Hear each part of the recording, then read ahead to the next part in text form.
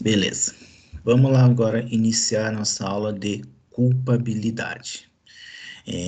Na natureza jurídica, que está no slide de vocês, nós temos que fazer a distinção.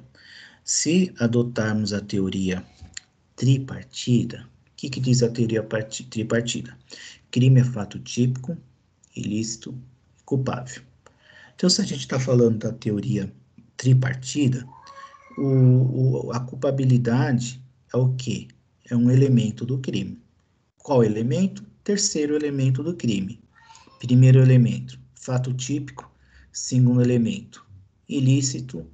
Terceiro elemento, culpável. Então, se nós adotarmos a teoria tripartida, nós estamos diante de um terceiro elemento do crime. Para quem adota a teoria bipartida, alguns autores, vai falar que crime é fato típico e ilícito. Não vai falar da culpabilidade. Crime, fato típico e ilícito. E vai falar o quê? O que é a culpabilidade? É um pressuposto para aplicação da pena. É um pressuposto para aplicação da pena. Então, o elemento do crime será somente fato típico e ilícito. E a culpabilidade vai ser o quê? Um elemento para o juiz aplicar a pena. Bom? Então, o que vem a ser a definição de culpabilidade? Culpabilidade, gente, é um juízo de reprovabilidade. É um juízo de censura.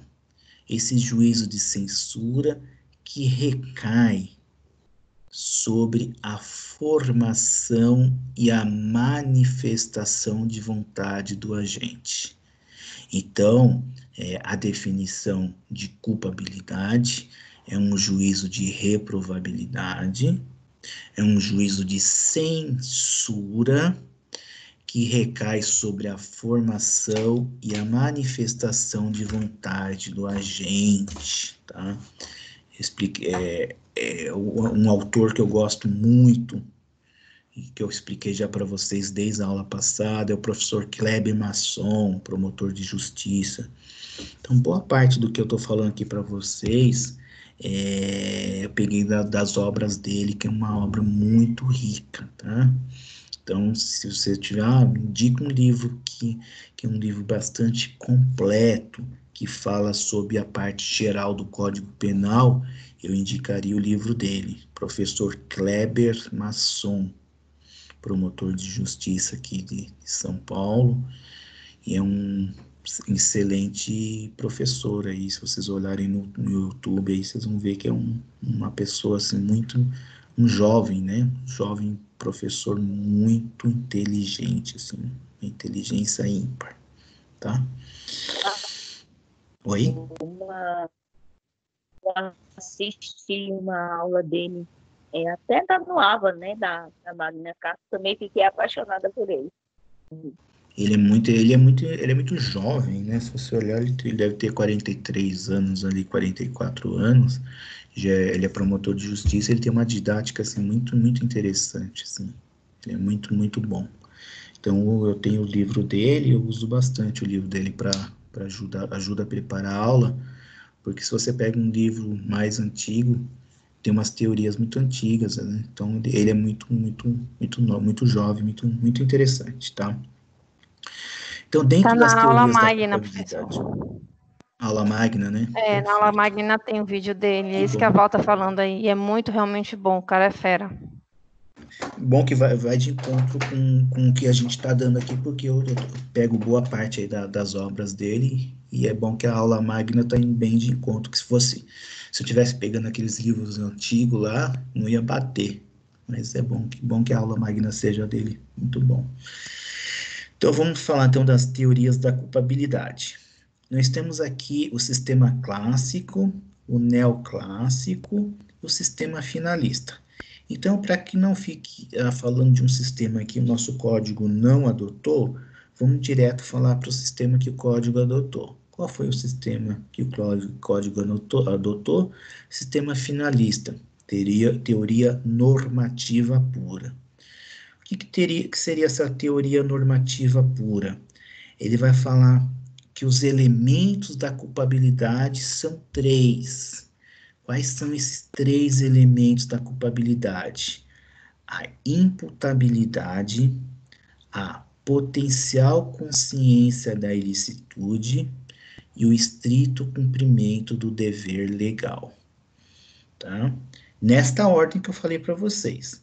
Então, quais são os elementos da culpabilidade na ordem? Imputabilidade, potencial consciência da ilicitude, estrito cumprimento do dever legal. Então, esses são os 3 elementos da culpabilidade e nessa ordem que eu estou falando para vocês. Nessa ordem que eu estou falando para vocês. Bem? Então, vamos falar, então, um pouquinho da introdução para a gente já iniciar esses elementos da culpabilidade. O professor Kleber Masson, ele fala da co-culpabilidade. O que vem a ser essa co-culpabilidade? Foi ele que criou? Não foi ele que criou. Vem de um autor chamado Eugênio Raul Zaffaroni. Então, para quem for fazer uma pós-graduação, algo nesse sentido, vai ouvir muito falar de Zaffaroni. Então, quem for se aprofundar na área penal, vai ouvir muito falar desse autor, Eugênio Raul Zaffaroni. O que o Zaffaroni fala da co-culpabilidade? Ele fala sobre essa concorrência de culpas. É algo assim meio maluco, né? Mas vamos falar o que seria essa concorrência de culpa. Qual que é a mentalidade do Zaffaroni? Ele vai falar o seguinte: nem todas as pessoas tiveram as mesmas oportunidades na vida. Então, o Zaffaroni vai falar, nem todas as pessoas tiveram as mesmas oportunidades na vida. Então, existe um nível de financeiro, um nível de educação, um nível de afeto, um nível familiar, estruturados de forma diferente. Então, cada pessoa tem o seu nível de educação, de familiar, seu nível de estrutura diferente.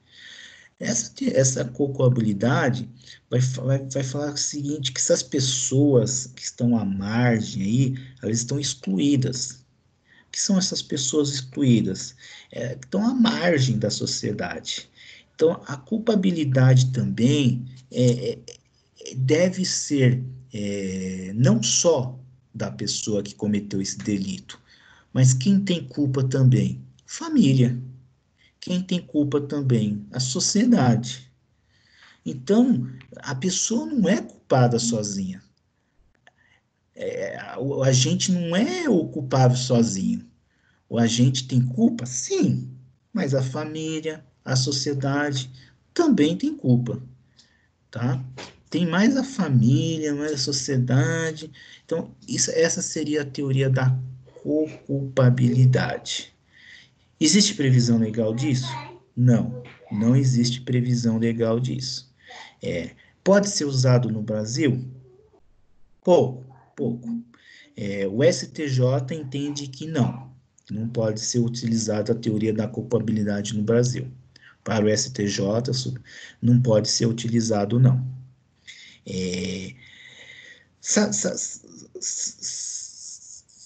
Alguns autores vão trazer que sim, pode ser utilizado, mas aonde eu vou utilizar essa teoria da co-culpabilidade? Eu vou utilizar, gente, quando for ali, o juiz for fazer a dosimetria da pena, ali no artigo 59 do Código Penal, ele vai usar como uma atenuante genérica nominada, com base no artigo 66. Então, essa pessoa que não teve um nível de educação, bababá, ela vai ter uma atenuante genérica ali no artigo 59, quando o juiz estiver utilizando a dosimetria da pena, e dentro dessa teoria da co-culpabilidade, ele vai poder utilizar dessa atenuante, tá bom? Mas o STJ diz que não vai utilizar dessa teoria, não. Tá bom? Dirimentes. O que são as dirimentes? Causa de exclusão da culpabilidade. Tá? Causas de exclusão da culpabilidade, que nós vamos falar mais adiante. Então, quando eu estou falando de dirimentes, dirimentes é causa de exclusão da culpabilidade, não é causa de exclusão da ilicitude. Nós estamos falando da causa de exclusão da culpabilidade. São conceitos distintos, esqueçam aquele anterior que nós falamos da exclusão da ilicitude, nós estamos falando da exclusão da culpabilidade, tá? Que nós vamos analisar cada uma dessas causas de exclusão da culpabilidade. São as dirimentes. Então, vamos para o primeiro elemento da culpabilidade, que é a imputabilidade. A imputabilidade, ela nada mais é do que o primeiro elemento da culpabilidade, tá? Uma vez que estiver ausente a imputabilidade, eu não vou nem examinar os demais elementos do crime, os demais elementos da culpabilidade, me desculpa. Eu não vou nem analisar mais os demais elementos da culpabilidade. Se o agente é inimputável, ele nem responde, ele está isento de pena. Se o agente é inimputável, ele é isento de pena. Se ele não preencheu o primeiro elemento da culpabilidade, que é a imputabilidade, uma vez que ele é inimputável, eu saio e não falo mais ele é isento de pena. Ele vai ter a sua isenção da pena. Olha o artigo 26, caput do Código Penal. Vamos abrir aqui o artigo 26, caput do Código Penal. Deixa eu ver se eu pus aqui.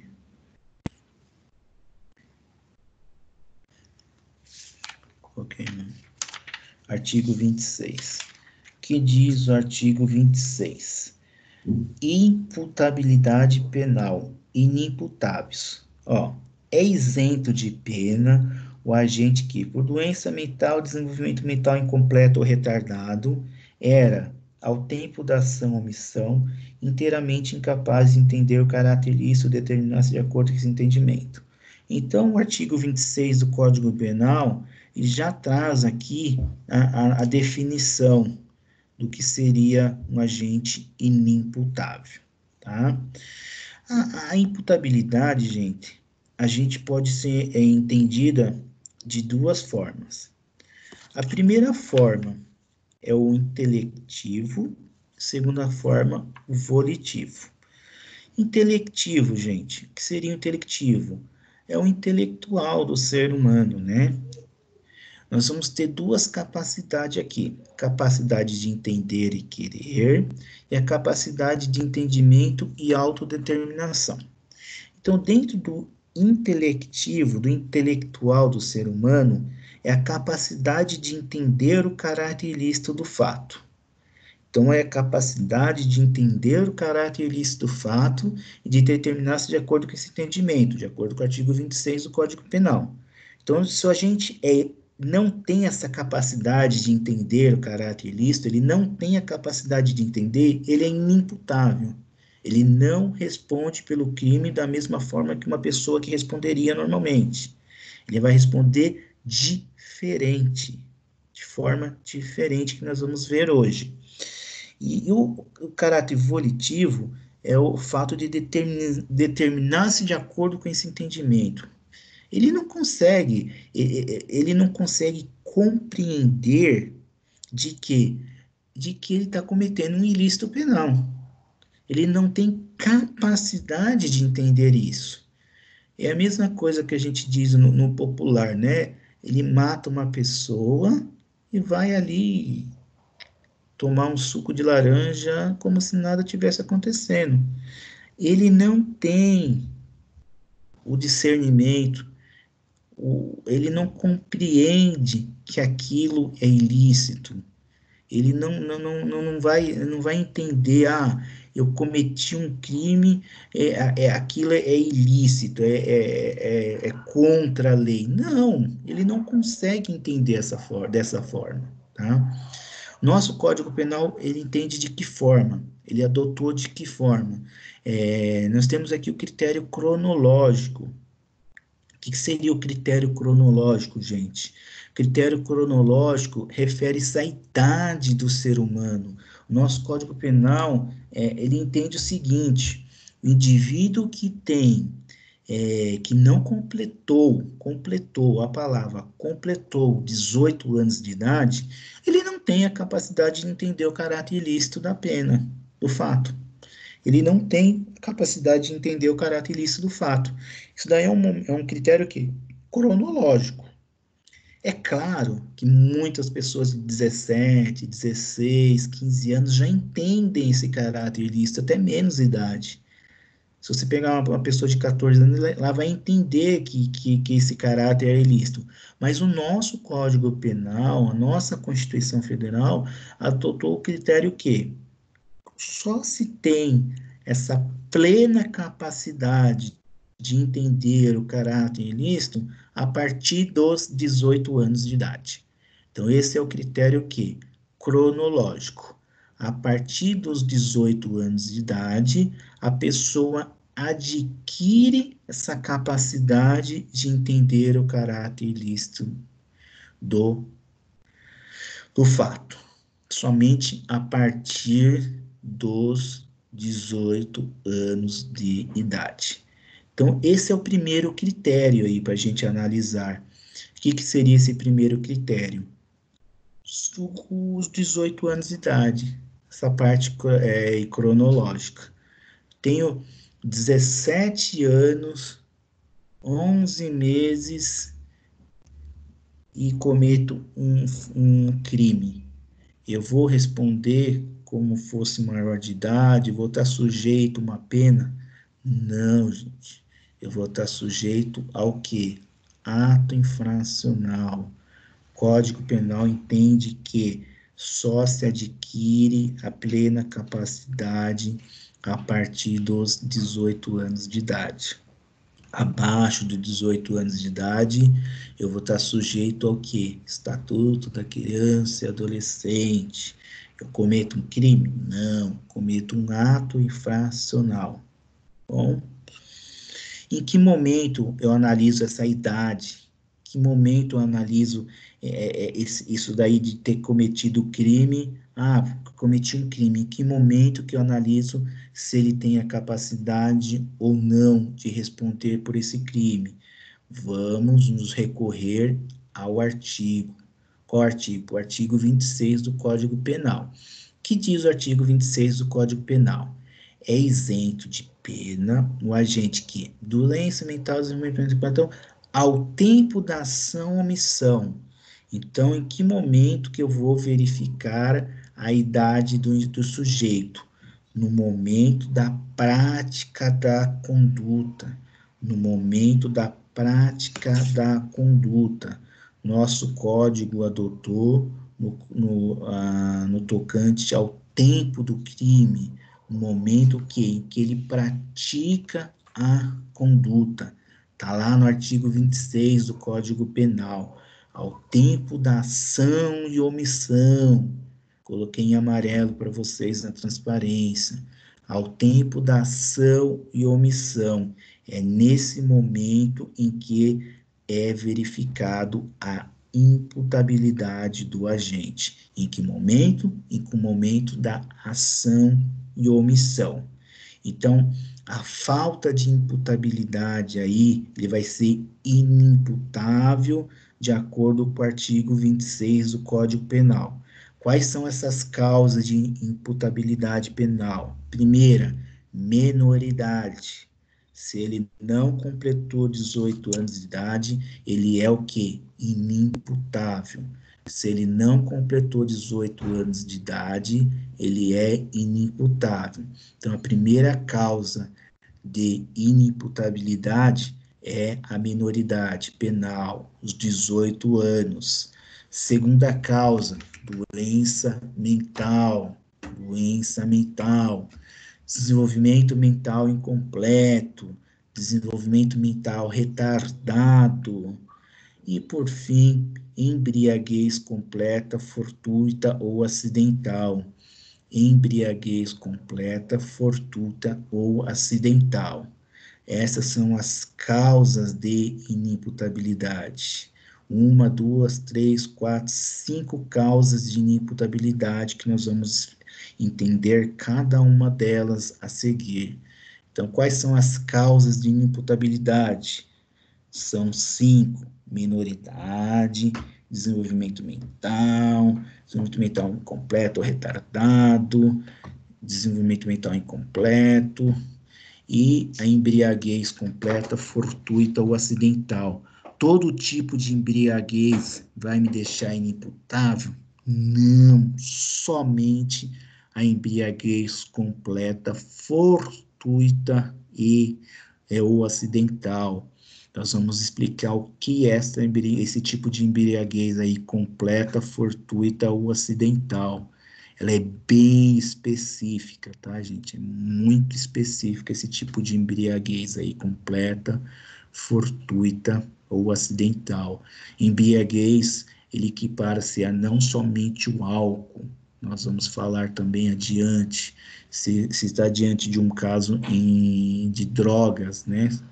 Também se equipara a uma equiparação legal aí, tá bom? Vamos então para esse primeiro sistema aqui de identificação da inimputabilidade. Qual é esse sistema? Nós temos o sistema biológico, sistema psicológico e o biopsicológico. Então, nós temos o primeiro sistema aí para identificar a inimputabilidade do agente. No sistema biológico, basta o quê? Uma causa mental de deficiente. Então, se o Código Penal adotasse somente o sistema biológico, ficaríamos ali somente na doença mental. Não fomos isso que a gente viu. Se a gente adotasse o sistema psicológico, somente o sistema psicológico, bastava o que, gente? No momento da conduta, apresentar alguma alteração de comportamento, né? Também nós vimos lá que não. O sistema adotado pelo nosso Código Penal, de acordo com o artigo 26 do Código Penal, é o sistema biopsicológico, tá? Então, se tem uma causa mental deficiente, ou se tem uma alteração ali da conduta do agente, ele junta tanto o sistema biológico, que seria somente uma causa mental deficiente, ele junta com o sistema psicológico, que seria o sistema psicológico, a conduta, na hora que a pessoa praticou, ela era plenamente capaz. Na hora que ela praticou a conduta, ela tinha plena capacidade? Será que tinha? Por uma previsão legal aqui, o que a gente tem no artigo 27 do Código Penal? O artigo 27 do Código Penal, de forma categórica, ele já traz aqui, ó, os menores de 18 anos são penalmente inimputáveis. Os menores de 18 anos são penalmente inimputáveis. Então, não vai aferir, ele tinha um retardo mental, ele tinha uma doença. Não. Ele tinha o quê? Uma idade menor que 18 anos. Pronto. Não basta, não precisa ter mais nada do que isso. Basta ele ter o quê? Uma idade menor que 18 anos. Isso é uma condição de biológica ali, a idade dele. Ele é menor de 18 anos? Pronto, ele já é penalmente inimputável. Ele vai estar sujeito às normas estabelecidas em legislação especial. Qual é essa legislação especial? O ECA, Estatuto da Criança e Adolescente. ele vai estar sujeito às penalidades do ECA, Estatuto da Criança e Adolescente. Então, basta ter menos que 18 anos, vai estar sujeito às penalidades do ECA. Artigo 228 da Constituição Federal. São penalmente inimputáveis os menores de 18 anos, sujeitos às normas da legislação especial. O artigo 228 da Constituição Federal é muito parecido com o artigo 27 do Código Penal, tá? Então, basta o quê?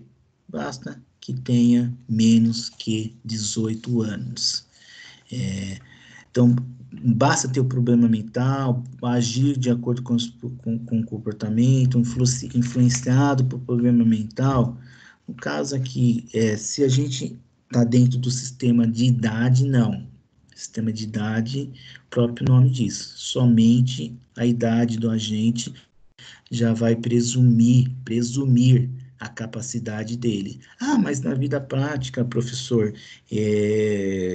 essa presunção aí, com 17 anos ele não tem a capacidade, é uma presunção da lei, uma presunção absoluta, iuris et iure, da inimputabilidade. Então, essa presunção é uma presunção que? Absoluta. O que é uma presunção absoluta, gente? Não admite prova em contrária. Ah, mas eu tenho um laudo aqui dizendo que a pessoa de 17 anos, ele é plenamente capaz, ele sabe que ele estava matando, ele sabe do caráter ilícito, não interessa. Pega esse laudo e não vai servir de nada. A presunção é absoluta. Ele tem menos que 18 anos, pronto, acabou. Eu não vou discutir mais nada. O fato dele ter menos que 18 anos é uma presunção absoluta. Eu não vou ficar discutindo aqui mais nada. Ele tem menos que 18 anos, acabou. Não há que se falar. E o emancipado civilmente, ele é penalmente responsável? Não.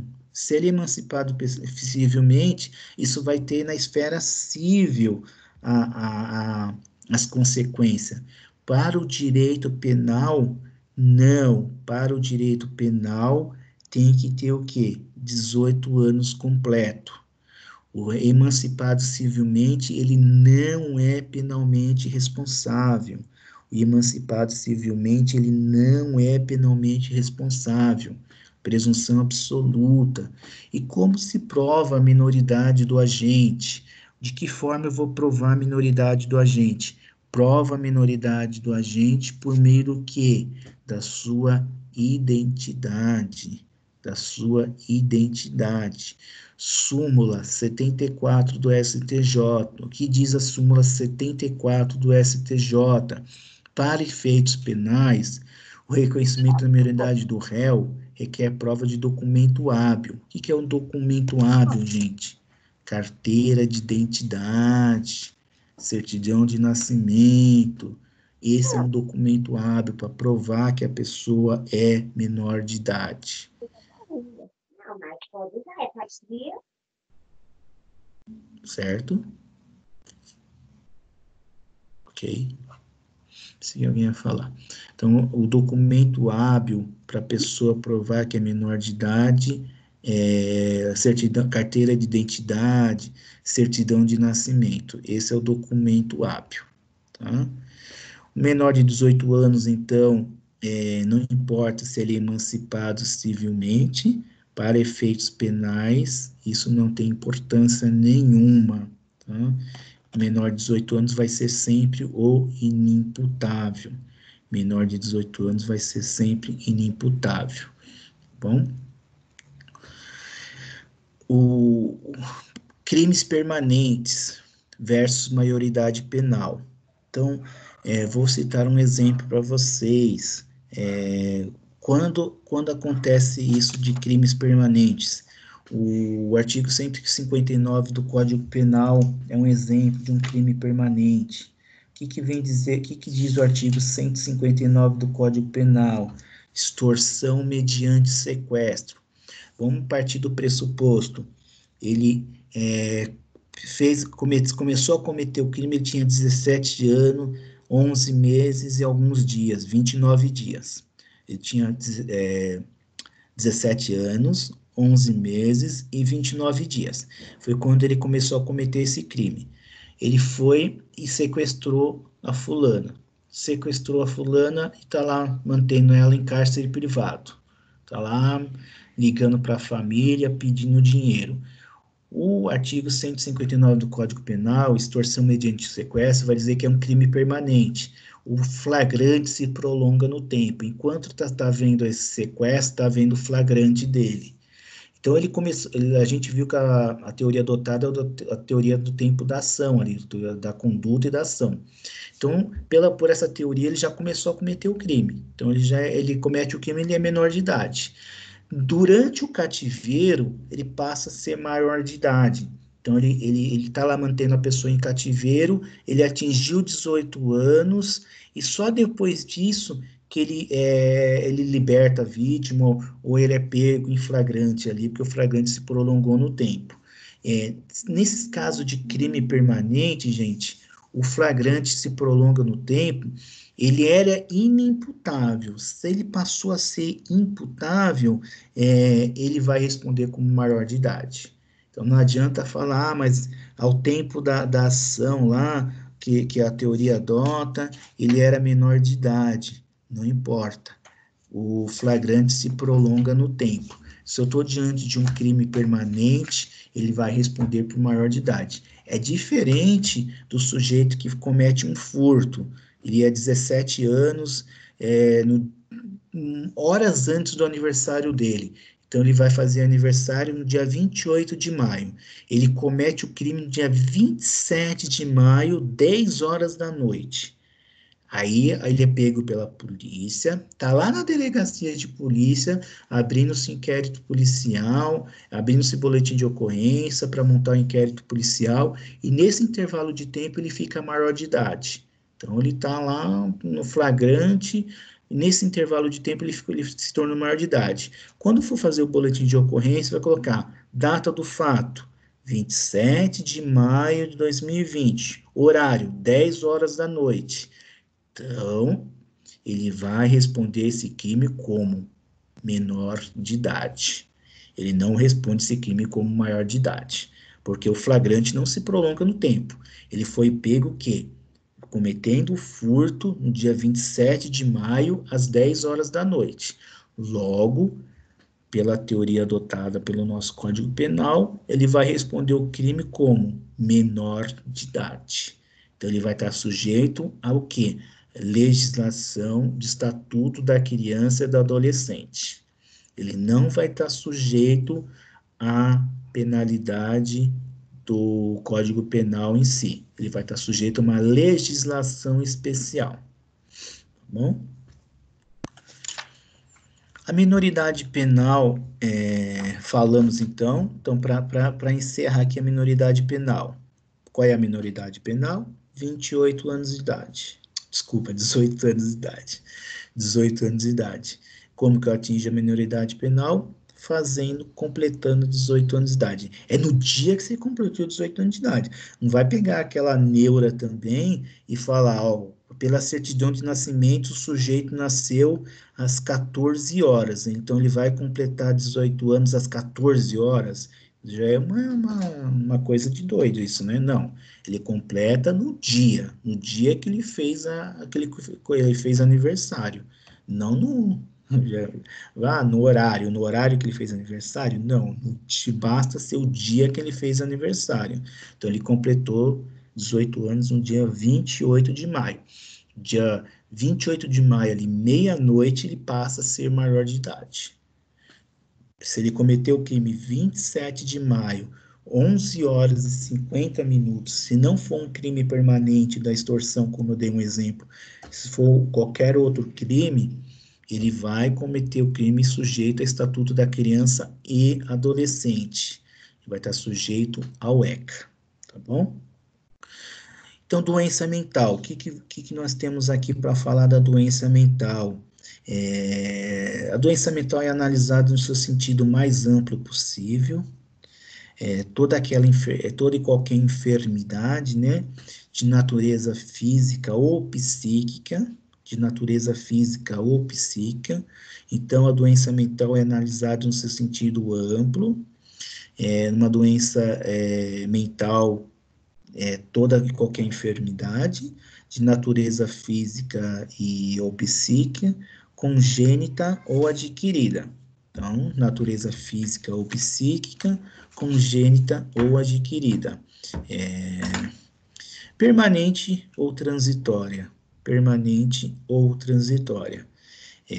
Que retira do agente a capacidade de entendimento, que retira do agente a capacidade de entendimento, de autodeterminação. Tem que retirar do agente a capacidade de entendimento e autodeterminação. Tá bom? Doença mental em intervalos de lucidez, gente. Enquanto ele está nesses intervalos de lucidez, ele vai ser considerado imputável. Ele só vai ser considerado inimputável quando não tiver intervalos de lucidez. Então, é difícil aferir? Com certeza, é difícil. Você vai ver se o doente mental está ou não naquele momento de lucidez. É muito difícil mesmo de aferir isso. E é preciso que ele esteja agindo influenciado pela doença mental. Então, é preciso que ele esteja agindo, ele vai agir como? Sob a influência do estado mental. Tá? Sob a influência do estado mental. A doença mental, o desenvolvimento mental incompleto. O que é o desenvolvimento mental incompleto? Existe uma equiparação do desenvolvimento mental incompleto aos indígenas, né? Essa comparação aí é somente aqueles casos em que eles não estão acostumados com a civilização. Então, no caso em que eles estão acostumados com a civilização, aí eu não acho se haver essa equiparação a esse desenvolvimento mental incompleto. Então, hoje, somente aquelas tribos muito mais afastadas, que vai dizer que há uma equiparação. Então, se eles cometem um crime lá contra uma pessoa que não é da tribo, vai ser equiparado ao desenvolvimento mental incompleto para efeitos de pena. Tá? Então, é uma presunção que a lei nos traz, mas desde que não seja civilizado. Então, hoje é difícil você pegar uma tribo aí que não seja difícil, tem que ser aquelas bem afastadas mesmo, né? E esse desenvolvimento mental incompleto são aquelas pessoas que não atingiram a plena capacidade mental ainda. São aquelas pessoas que não atingiram a plena capacidade mental. E o desenvolvimento mental retardado é aquele que tem de forma mais lenta, né? Ele tem um desenvolvimento mais lento do que as demais pessoas. Por isso que diz essa palavra, desenvolvimento mental retardado. Retardado é lento, né? Retardatário, lento. Ele não tem um desenvolvimento mais o completo. E outra equiparação que a lei faz também para o desenvolvimento mental retardado seria o caso do surdo-mudo, que não tem como se manifestar, né, se pronunciar, né, perante as demais pessoas. É outro caso aí que a lei traz como uma equiparação. Mas hoje é mais difícil, né, hoje é mais difícil ver esse tipo de equiparação, mas a lei traz isso também. E a forma, gente, como que eu vou dizer que realmente é um desenvolvimento mental incompleto, realmente é um desenvolvimento mental retardado?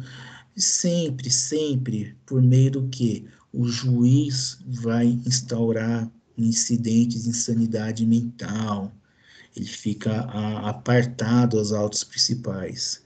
Então, o que acontece? Ele instaura um incidente de insanidade mental e vai passar por uma perícia médica. Diante dessa perícia médica, eu vou ter o quê? Um laudo médico. esse laudo médico, o juiz vai utilizar esse laudo médico para saber se a pessoa está se encaixando dentro desse desenvolvimento mental incompleto ou retardado.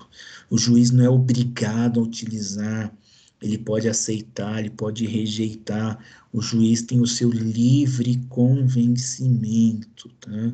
O juiz tem o seu livre convencimento. Ele pode se utilizar, ele pode muito bem utilizar uma parte disso, pode utilizar nada disso, poder instaurar um outro, eu não me convenci ainda, vou pedir a opinião de um outro especialista, ele pode fazer dessa forma. O juiz, ele pode pedir um novo laudo, ele pode pedir um novo perito, tá certo? Então, o juiz, ele não é obrigado, tem um laudo dizendo que o sujeito é inimputável, eu sou obrigado, o juiz é obrigado a utilizar esse laudo e já dar a sentença. Não, né? O juiz, ele é livre pelo seu livre convencimento aí e pode pedir a opinião de um outro perito. E ele instaura esse incidente de insanidade mental por meio de uma portaria. Ele abre uma portaria, né? Apresenta os quesitos e instaura o incidente de insanidade mental. Ele pode ser, esse incidente, gente, ele pode ser instaurado pelo juiz de ofício. O juiz pega de próprio ofício, instaura o incidente de insanidade mental e também pode ser feito de que forma? O juiz também pode ser feito a requerimento das partes. Então, a requerimento tanto do Ministério Público como da Defesa pode ser pedido a instauração de incidente de insanidade mental. Mas deve haver, gente, uma fundada suspeita de algum problema mental. Eu não posso simplesmente, peço a instauração de um incidente de sanidade mental porque eu acho que ele é retardado, que tem um desenvolvimento mental incompleto. Eu acho. Eu não posso ficar no achismo. Eu tenho que ter fundada suspeita. Então, para que eu possa pedir a instauração, eu tenho que justificar o meu pedido.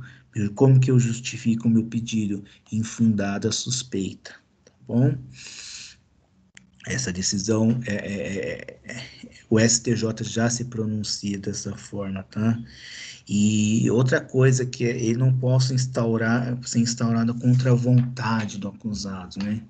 Então, eu não sei se ele não tem a plena capacidade, não tem capacidade nenhuma, então tem um estado ali que o juiz vai falar, depende da vontade dele, mas, ele não está falando coisa com coisa. Uma certa vez eu fiz uma audiência, foi a DOC, né? O que é audiência DOC?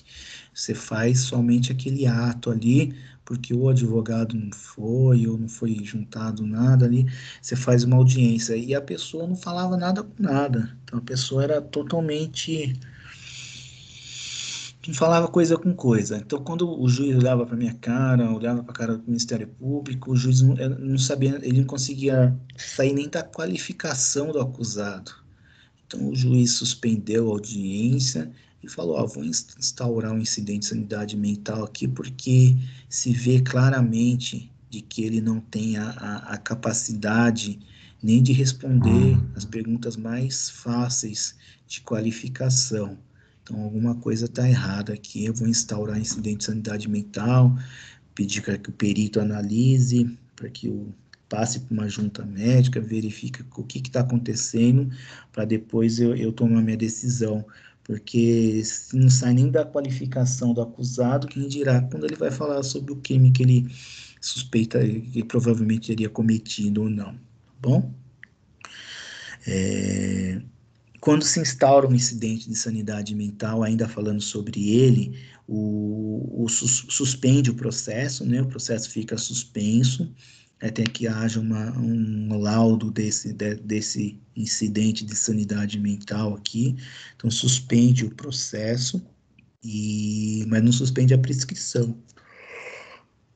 Quando vocês forem aprender semestre que vem sobre prescrição, até quando o Estado pode promover a ação penal e condenar o acusado ou absolvê-lo, existe um prazo decadencial, um prazo prescricional, decadencial não, existe um prazo prescricional de que eu tenho um limite de tempo para poder dar uma sentença ao acusado. Então, dentro desse limite de tempo, eu não posso ficar, Deus dará, cometer um crime hoje, o Estado pode, daqui 10 anos, ainda apurar um crime de furto.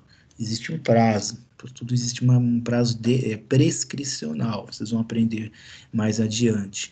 Então, quando eu instauro um incidente de sanidade mental, suspende o processo, mas não suspende o prazo prescricional. Então, o Estado tem um prazo aí para poder falar se realmente ele não consegue responder pelos seus atos. Tá? Quais são os efeitos dessa inimputabilidade? Os processos são julgados pela justiça penal, né, com exceção ao sujeito de menor de 18 anos. Então, com o sujeito menor de 18 anos, ele vai estar sujeito ao ECA, crime do Estatuto da Criança e Adolescente. Então, os demais casos em que ele é inimputável por doença mental, desenvolvimento humano incompleto, e nesse caso, gente, ele vai ter o juiz, ele tem 2 tipos de sentença e que ele pode dar nesse caso. O primeiro tipo de sentença, gente, é uma sentença própria, né, que a gente diz. Ou seja, mesmo ele sendo inimputável, o juiz pode se convencer de que ele não praticou o crime, né? Mas não existe prova de que ele praticou o crime. Então, se não existe prova de que ele praticou o crime, mesmo ele sendo inimputável, o juiz pode absolvê-lo propriamente dito, né? Pode absolvê-lo. E o segundo caso, então vamos lá. O juiz se convenceu de que realmente ele praticou o crime, mas ele é inimputável por doença mental. Então, se ele é inimputável por doença mental, o juiz ele não pode dar uma sentença condenatória propriamente dita. O juiz, nesse caso, ele dá uma sentença imprópria, equivale ao que é uma condenação imputável. O que seria essa sentença imprópria? Ele meio que dá uma medida de segurança ao acusado, tá? Ele dá uma medida de segurança ao acusado. A gente chama de absolvição imprópria, né? Uma sentença imprópria, equivale a uma condenação imputável, só que ele não vai ter uma sentença como tem ao imputável. Ele vai estar o quê? Sujeito a uma medida de segurança. Vai estar sujeito a uma medida de segurança, tá bom? Então, ele não vai para a penitenciária normal, ele vai estar sujeito a uma medida de segurança, e essa medida de segurança ele vai cumprir aonde? Ele vai cumprir lá numa casa de custódia, por exemplo, né? Ele vai estar sujeito a uma absolvição e a uma sentença imprópria, tá? Uma sentença imprópria, tá bom? Então, ele vai estar sujeito a quê? Uma absolvição normal ou uma absolvição imprópria. Essa absolvição imprópria equivale o quê? A uma condenação ao imputável. Só que ele vai estar sujeito a uma medida de segurança, tá bom? O sujeito pode, gente, também não ser totalmente inimputável, né? Ele pode ter que uma semi-imputabilidade. Então, ele não é totalmente. O laudo concluiu de que ele não é totalmente inimputável. Nós temos um meio termo aí, né? Eu sei que não existe meio grávida, né? Mas aqui a gente tem um meio termo aí. O que seria esse meio termo? Ele é parcialmente, né? Parcialmente imputável. O que vamos dizer? Que ele é semi-imputável. Ele é semi-imputável. o que vem a ser a semi-imputabilidade. Na semi-imputabilidade, gente, ele tem uma imputabilidade diminuída. É o artigo 26, parágrafo único. A pena pode ser reduzida de 1 a 2/3 se o agente, em virtude da perturbação de doença mental, por desenvolvimento mental incompleto ou retardado, não era inteiramente capaz de entender o caráter ilícito do fato ou de determinação de acordo com o entendimento. Então, ele não é totalmente inimputável, mas ele também tem uma capacidade aqui reduzida, tá? Tem uma capacidade reduzida.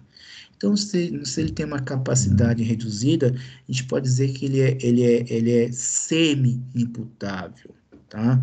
Ou seja, ele tem uma imputabilidade diminuída, uma outra terminologia. Ele tem uma imputabilidade diminuída ou restrita. Ele tem o quê? Uma culpabilidade diminuída. Ele não é nem totalmente, ele é o quê? Semi. Ele é mais... tá no meio termo aí, né? Tá no meio termo aí. Ele tem uma diminuição da sua pena. Ele tem uma diminuição da sua pena. Então, ele vai estar sujeito a uma pena menor. Tem uma previsão legal também do artigo 319, inciso 7 do CPP. Ele pode ter uma internação provisória, né? Uma medida cautelar. Enquanto está ocorrendo o processo, ele não vai ficar no CDP. Ele não vai ficar no centro de detenção provisória. Ele pode ter uma internação assim cautelar, então, porque ele oferece risco não só à saúde dele, como à saúde das outras pessoas, né? Então, ele pode ir para a semi-imputabilidade aí, ó. Pode ter uma medida cautelar diversa da prisão e o juiz entender de que não, ele não precisa, ele não é totalmente inimputável, eu posso dar uma medida cautelar diversa da prisão, tá bom? Isso daí seria, então, a semi-imputabilidade, tá? Ele tem uma doença mental diferenciada por meio do que? Do laudo, um grau menor. A doença mental dele é de um grau menor, mas quem vai dizer isso é o juiz, com base no quê? No laudo, com base no laudo médico. É diferente da doença mental do caput, né, do artigo 26 caput.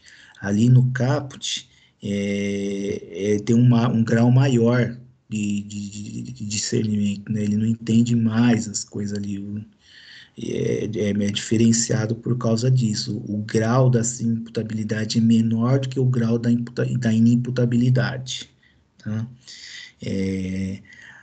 Retira que no caput, no artigo 26 caput, ele vai dizer que retira totalmente a capacidade de entendimento do acusador de autodeterminação, retira totalmente. Já no parágrafo 1 não retira completamente, tá? Não retira completamente. Ele fica mais, afeta uma parte, mas não afeta totalmente a sua capacidade de discernimento. É feito de forma que parcial, não de forma total. É feito de forma parcial, tá? Qual é a natureza jurídica, gente? Isso aqui é uma causa obrigatória, o quê? De diminuição da pena. Então, se for verificada a semi-imputabilidade do agente, o juiz é obrigatório, ali na terceira fase da dosimetria da pena, você já tem a oportunidade de assistir às aulas de dosimetria da pena e se adiantar no próximo semestre, quando vocês tiverem. Vocês estão participando lá do grupo que eu criei no Telegram. Se não estiver participando, verifica aí com a Milena, que a Milena fala comigo. Participem desse grupo. É um grupo onde a gente está postando muito material bastante interessante aí, e lá tem como que se faz a dosimetria da pena, como que o juiz calcula a pena do acusado.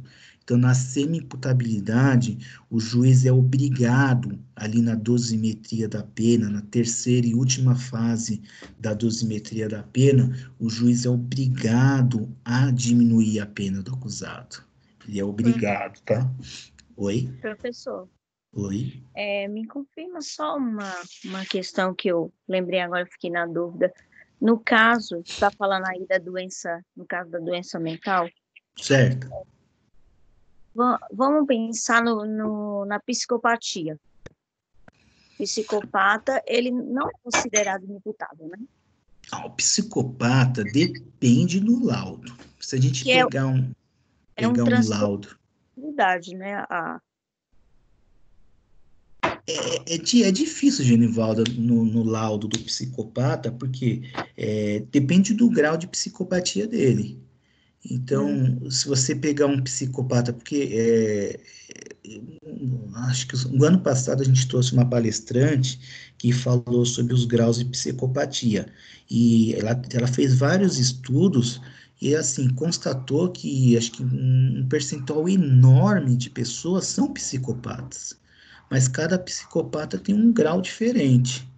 Então, se você pegar um grau elevado aí de psicopatia, e se houver um laudo atestando a psicopatia dele, e ele pode ser enquadrado aí com uma medida de segurança, sim. Só que muitos psicopatas, no sistema penitenciário hoje brasileiro, tem muitos psicopatas que estão no presídio comum, porque o grau de psicopatia dele é um tipo de grau que aparentemente não há se de falar em colocar em medida de segurança. Então vai depender mesmo do grau de psicopatia e vai depender do laudo médico. Eu vou ver se eu consigo falar com a professora para a gente fazer uma live nas férias, para ela falar desse tema, que é um tema bastante bacana. A gente trouxe na faculdade no ano passado, e os alunos gostaram bastante, porque ela tem uns estudos muito doidos, assim, de que um percentual grande, assim, da população brasileira é psicopata. Só que a psicopatia está dentro, numa flora, outro é um grau de psicopatia menor. Você começa a ouvir ela, você começa a falar assim, nossa, você olha para o seu lado, meu amigo do meu lado É, aqui, ele é psicopata. porque tá muito mais na saúde, né? Eles É. dizem, por exemplo, a pessoa ela pode já nascer, né? E ela pode desenvolver ou não, dependendo do processo de socialização, né? O próprio ambiente, né, em que vive, né, também influi bastante, influi Mas o eu digo assim, ambiente. Pode falar. professor, que se você for pensar, o psicopata, ele tem uma lucidez. Essa é a minha dúvida, se a lei entende como ele fez o ato, ele pensa, na verdade, é a ausência do sentimento, da empatia, né, de se colocar no lugar do outro, o psicopata não tem. Então, ele não tem sentimento de arrependimento, Não, entendeu? Que é diferente vamos pensar, uma pessoa em crise com esquizofrenia. A esquizofrenia ela é uma doença que ela já incapacita. É uma doença totalmente. totalmente isso. Isso. Então, geralmente, os esquizofrênicos, eles são, legalmente, eles têm o curador, né? Alguém que Certo. cuida deles.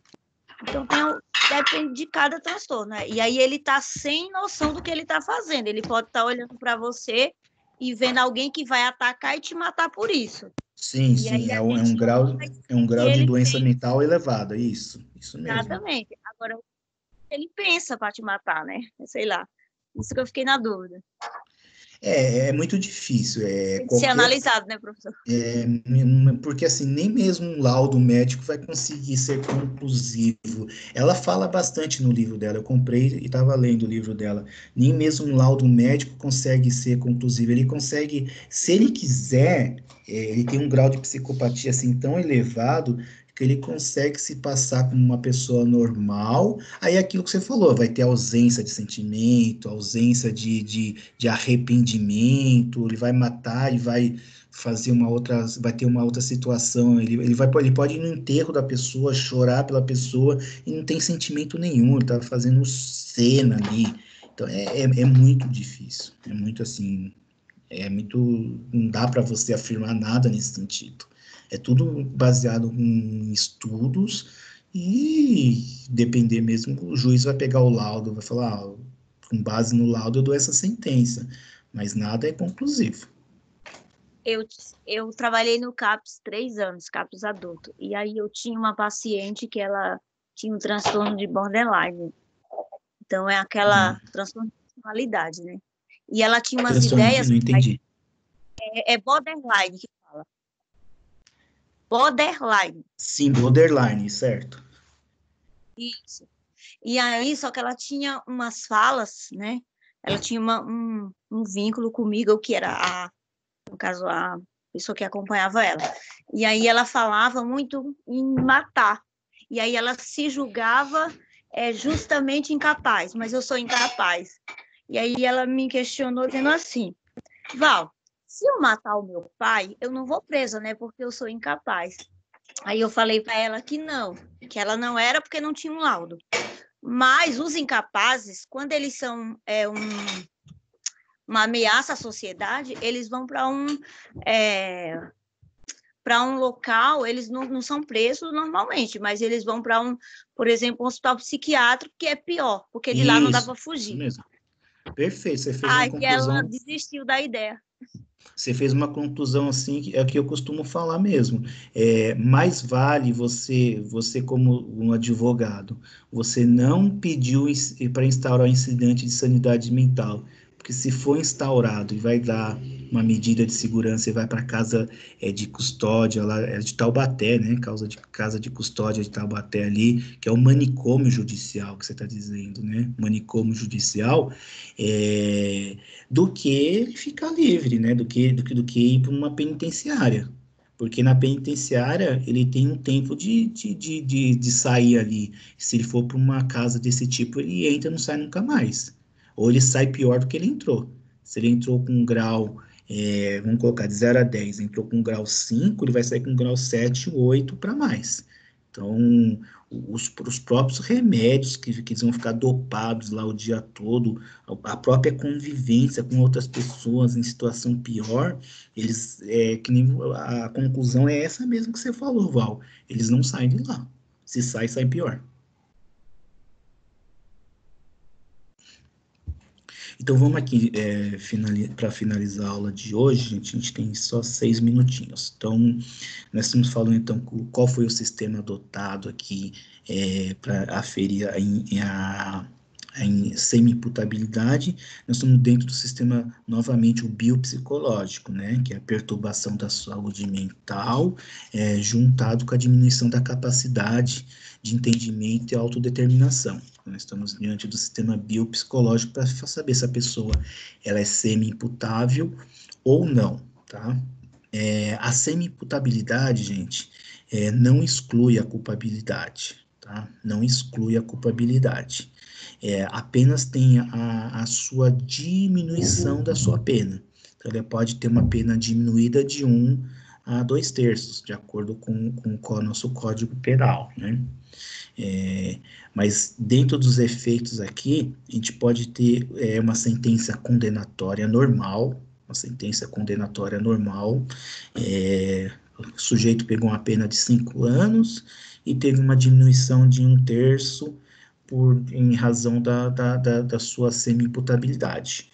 Ou o juiz pode também trocar a pena aqui por uma medida de segurança, que nem a Val falou agora. Então, o juiz vou dar uma penalidade X diminuída, ou o juiz vai entender que eu posso dar uma pena, uma medida de segurança. Então, ele vai ser hospitalizado, vai ter que cumprir alguns requisitos aí, tá? Nós temos o sistema vicariante, né, unitário. O que seria o sistema vicariante unitário? Ou cumpre a pena diminuída, ou a medida de segurança. Não dá para fazer, não dá para cumprir a medida de segurança com uma pena diminuída. Não, não. Ou é um ou é outro. Então, ou o sujeito cumpre uma pena na penitenciária e tem uma pena diminuída, ou o sujeito vai para a medida de segurança. Quem vai decidir isso? O juiz. E o juiz decide de acordo com o quê? Com o laudo médico. Então, quem decide é o juiz, com base no laudo, com base no incidente de sanidade mental em que o juiz se baseou, e com base nisso, o juiz vai entender, não, então é um caso de medida de segurança, é um caso ou é um caso de, não é medida de segurança não, ele dá para cumprir a pena, ele tem condições de cumprir a pena, não precisa ser preso aí, não precisa cumprir uma medida de segurança não, ele pode ser preso normalmente, tá bom? Pessoal, só pode falar. Mais uma dúvida, mas assim, nesse caso eu entendo, não sei aí se o senhor puder me confirmar, que independente do fato da incapacidade, no caso da doença mental, do transtorno mental, enfim, sempre a pessoa vai ter uma sanção, que não seja uma prisão normal ou não, ou ela pode cometer um crime e ficar livre, tirar a culpa, no caso, né? Não. É que nem você falou mesmo. Você orientou a pessoa lá. Ela nunca vai ficar impune. A impunidade não existe. Nós temos um sistema, o vicariante. Ou o juiz vai pegar o laudo, não. O laudo constatou que essa pessoa ela é dissimulada, ela está querendo se valer dessa doença para não cometer, para ficar livre. Então, ela vai fazer o seguinte, ela vai lá para a penitenciária, ela vai cumprir a pena na penitenciária, pode ter uma redução da pena de 1/3, mas ela tinha o quê? 10 anos? Reduz 1/3. Então, vamos colocar 9 anos, reduz 1/3, vai ter 3 anos a menos, ela vai ficar 6 anos presa. Então, ela vai ter essa penalidade. Ou o juiz pode entender que não, essa pessoa não tem o menor discernimento do que ela está falando, não tem a menor capacidade. O laudo está atestando que não tem como, então ela vai cumprir o quê? Uma medida de segurança. Vai ser hospitalizada, vai lá para a casa de custódia lá e vai cumprir a medida de segurança lá na casa de custódia. Pessoal, obrigado. Nada, com isso, obrigado pelas participações, Genivaldo, gostei muito. Pessoal, com isso, é bom que a aula fica assim bastante dinâmica, né? Vocês têm a experiência de vida de vocês que contribui bastante para as aulas. Eu vou terminar a aula agora, porque faltam 2 minutos para terminar a aula. Na próxima aula, a gente vai continuar falando sobre culpabilidade. A gente vai entrar em emoção e paixão, vai ser o assunto da próxima aula. Depois a gente vai falar de concurso de pessoas e terminar o assunto aí da nossa matéria. E fica da seguinte maneira, gente. Se eu não conseguir finalizar o conteúdo nas aulas que eu estou passando ao vivo para vocês, eu vou deixar gravado para vocês não perderem o conteúdo para o semestre que vem. Então, em virtude do feriado que nós tivemos na semana passada, atrapalhou uma aula nossa, né? Então, esse feriado não nos atrapalhou em uma aula. Então, tudo estava organizado para a gente ter mais 3 aulas. Então, a gente corre o risco de ter mais 2 aulas, e não 3 aulas.